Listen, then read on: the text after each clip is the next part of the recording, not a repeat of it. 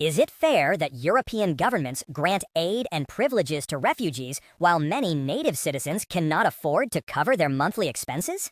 I've been living in Europe for over 3 years. At first, I was impressed by the system, the laws, and the social justice everyone talks about. I worked for a small company and was fairly comfortable financially, but everything started changing last year.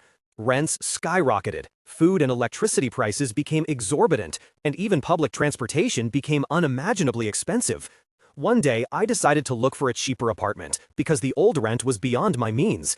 I applied to more than 20 apartments, and every time I got the same answer from the real estate agencies. Sorry, priority is now given to newly arrived refugees. At first, I wasn't bothered. I thought it was okay. Maybe people really needed it.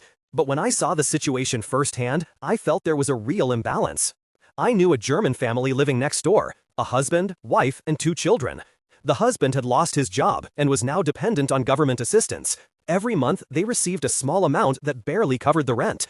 At the same time, the government was paying a newly arrived refugee family roughly the same amount, but they were also receiving free housing and additional benefits.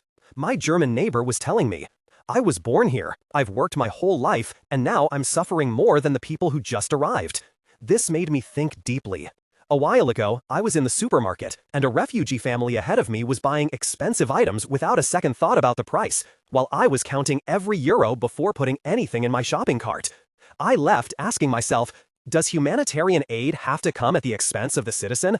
Does justice mean everyone gets the same, even if their circumstances are different? What confused me even more is that people are divided. One group says that refugees are truly in need and that Europe should remain a symbol of mercy and humanity.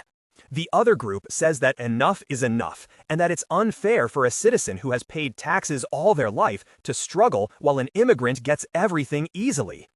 And today, every time I see the news about new waves of asylum seekers, I go back to myself and ask, is Europe capable of remaining fair to everyone?